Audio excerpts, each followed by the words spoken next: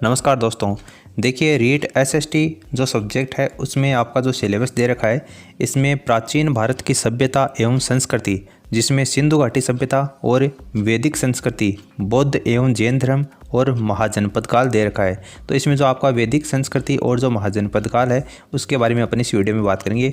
और ये जो जितने भी फैक्ट्स अपन इस वीडियो में पढ़ेंगे ये सारे आपके एनसीईआरटी और राजस्थान जो माध्यमिक शिक्षा बोर्ड की पुस्तकें चलती हैं आपके राजस्थान में, उसी में से सारे फैक्ट्स उठाए गए हैं। इसलिए आपके एग्ज़ाम के दृष्टिकोण से ये और भी ज़्यादा महत्वपूर्ण बन जाते हैं। देखिए वेदों के लिखे जाने के आधार पर वैदिक काल को कितने भागों में बांटा गया है, तो वेदों के लिखे जाने के आधार पर दो भागों में वैदिक काल को बांटा गया है। एक आपका पूर्व वैदिक काल है और दूसरा उत्तर वैदिक काल है। वेदों की संख्या कितनी है, तो वेदों की जो संख्या है वो आपकी 4 है। सबसे प्राचीन वेद कौन सा है, तो सबसे प्राचीन वेद ऋग्वेद है। यज्ञों में प्रयुक्त होने वाले जो मंत्र हैं वो किस वेद में मिलते हैं, तो यज्ञों में जो भी मंत्र पढ़े जाते हैं वो आपके यजुर्वेद में लिखे गए हैं।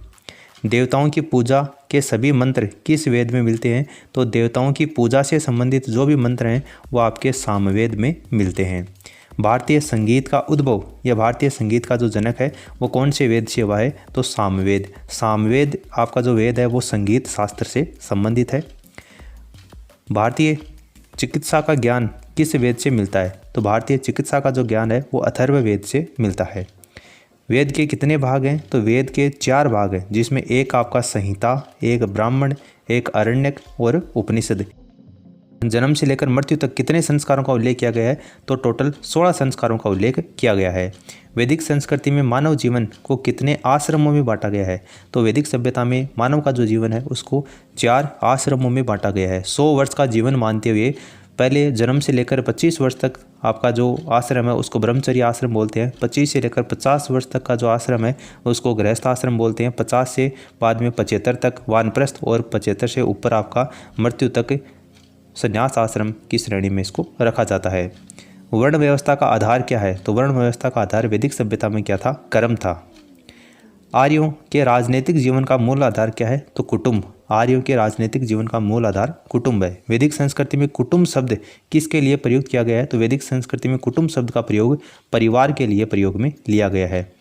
और कुटुंबों से मिलकर क्या बनता है, यानी कि परिवारों से मिलकर क्या बनता है, ग्राम बनता है। ग्रामों के मिलने से क्या बनता है, विष बनता है। और विष का जो मुखिया है ये विषपति कहलाता है। आपका जो परिवार है उसके मिलने से गाँव बनता है, गांव के मिलने से विष बनता है, और विष के मिलने से क्या बनता है, जन बनता है। और जन का जो शासक होता है वो आपका राजन या जनपति कहलाता है। आर्यों का मुख्य व्यवसाय क्या था, तो कृषि करना। खेती करके आर्य अपना जीवन यापन करते थे। वैदिक काल में खिल्य भूमि किसे कहा जाता है, तो जो भी आपकी बंजर भूमि होती थी उसके लिए खिल्य शब्द काम में लिया जाता था वैदिक काल में। वैदिक सभ्यता में व्यापारी को क्या कहा जाता था, तो व्यापारी के लिए पणी शब्द का प्रयोग किया जाता था। ऋग्वेद में किस सिक्के के बारे में पता चलता है, तो निष्क नाम से जो सिक्का है उसके बारे में पता चलता है। ऋग्वैदिक सभ्यता में व्यापार की कौन सी पद्धति प्रचलन में थी, तो वस्तु विनिमय पद्धति प्रचलन में थी, यानी कि वस्तु के बदले काम करवाना। तो ये वैदिक सभ्यता में व्यापार की पद्धति प्रचलित थी। ऋग्वैदिक कालीन नदियाँ कौन कौन सी हैं, तो देखिए ऋग्वैदिक काल में कौन कौन सी नदियाँ थी और उनका वर्तमान में क्या नाम है, तो उस समय जो कुंभा नदी बहती थी जिसको वर्तमान में काबुल के नाम से जानते हैं। कुंभा नदी को काबुल के नाम से जानते हैं। कुर्मुदा नदी को कुड़ब के नाम से जानते हैं। गोमती नदी को गोमल के नाम से और सुवस्तु नदी को स्वात नदी के नाम से जानते हैं। तो ये इनके प्राचीन नाम है और ये आपके इनके नए नाम हैं। तो कुंभा को काबुल, कुर्मुदा को कुणम और गोमती को गोमल, सुवस्तु को स्वात नदी के नाम से जानते हैं। सिंधु नदी, तो सिंधु उस समय जानते थे, इसको अब सिंध नदी के नाम से जानते हैं। वितस्ता नदी को झेलम नदी के नाम से जानते हैं। विपाशा नदी है उसको व्यास नदी के नाम से जानते हैं। पुरुषनी नदी को रावी नदी के नाम से जानते हैं। अस्किनी नदी को चिनाब नदी के नाम से जानते हैं। शतुद्री नदी को सतलज नदी के नाम से जानते हैं। और द्रस्वती नदी को सरस्वती, यानी कि वर्तमान में जिसको घग्गर नदी आप बोलते हैं उसको द्रस्वती नदी के नाम से वैदिक काल में जानते थे और अब इसको सरस्वती नदी के नाम से जानते हैं। तो ये वैदिक सभ्यता से रिलेटेड जो फैक्ट्स आपके एनसीईआरटी की बुक में दे रहे थे उसके बारे में। अब देखिए बात करते हैं अपन महाजनपदकालीन भारत और मगध साम्राज्य। जन समूह या कबीला जिस स्थान पर निवास करता था उसे जनपद कहा जाता था। बड़े जनपदों में छोटे जनपदों के मिलने से किसका निर्माण होता था? महाजनपद का निर्माण होता था। और प्राचीन काल में महाजनपदों की संख्या कितनी है? 16 है। अंगुत्तर निकाय में इसका उल्लेख किया गया है। प्राचीन काल में महाजनपदों की जो संख्या है वो कितनी थी? 16 थी। 16 महाजनपदों की सर्वपक्षीय जानकारी जो है सबसे पहले वो बौद्ध ग्रंथ अंगुत्तर निकाय से मिलती है। और 16 महाजनपद कौन कौन से थे और उन महाजनपदों की राजधानी कौन कौन सी थी? तो देखिए यहाँ पर महाजनपद है अंग। पहला महाजनपद है अंग, जिसकी राजधानी कौन सी थी? चंपा थी। दूसरा महाजनपद मगध, जिसकी राजधानी पाटलिपुत्र थी। काशी की राजधानी वाराणसी थी। कौशल की राजधानी श्रावस्ती थी। वज्जी की राजधानी वैशाली थी। मल्ल की राजधानी कुशीनरी पावा थी, जिसको कुशीनारा और पावा के नाम से भी जानते हैं। चेदी की राजधानी कौन सी थी? शक्तिमती थी। वत्स की राजधानी कौशाम्बी थी। कुरु की राजधानी इंद्रप्रस्थ थी। और पांचाल की राजधानी कौन सी थी? अहिछत्रम काम्पिल्य, ये पांचाल की राजधानी थी। मत्स्य जनपद की राजधानी कौन सी थी आपकी? विराटनगर थी, जिसको वर्तमान में विराट के नाम से जानते हैं, जयपुर में। सूरसेन की राजधानी मथुरा। अस्मक की राजधानी पोतन। अवंती की राजधानी उज्जैनी महिष्मती थी। कंबोज की राजधानी राजपुर। और गांधार की राजधानी तक्षशिला। तो ये जो टोटल आपके 16 महाजनपद हैं, इनमें से एक क्वेश्चन आपके एग्जाम में 100% पूछा जाएगा। कौन से महाजनपद की राजधानी कौन सी थी? ये एग्जाम में कन्फर्म है कि एक क्वेश्चन यहाँ से बनता है। तो इन सभी की आपको राजधानी है वो याद करनी है। देखिए, महाभारत काल में किस महाजनपद में पांडवों ने अज्ञातवास बिताया था? तो मत्स्य जनपद की जो राजधानी थी विराटनगर, उसमें प्राचीन काल में महाभारत काल में पांडवों ने अज्ञातवास बिताया था। महाजनपद काल का सबसे शक्तिशाली जनपद कौन सा है? तो काशी जनपद को महाजनपद काल में सबसे शक्तिशाली जनपद की श्रेणी में रखा जाता है।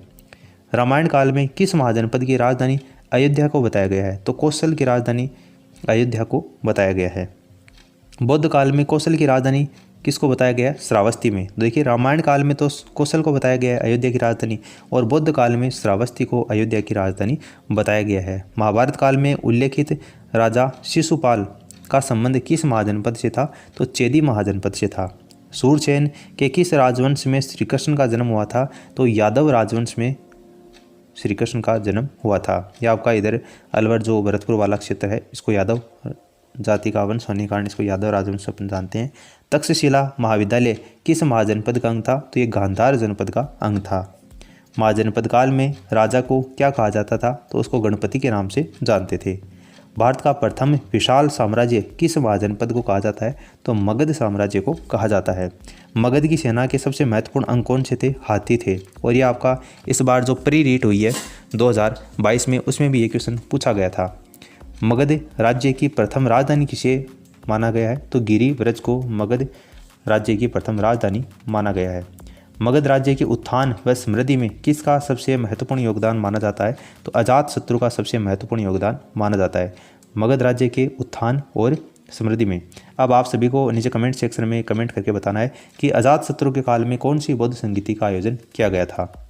किस वंश के शासकों ने मगध में सेना में वृद्धि हुई थी? किस वंश के शासकों ने मगध की सेना में वृद्धि की थी? नंद वंश के शासकों ने की थी। नंद वंश के शासन के पतन का मुख्य कारण क्या था? तो अतिरिक्त कर लगाना, ये नंद वंश के पतन का मुख्य कारण था।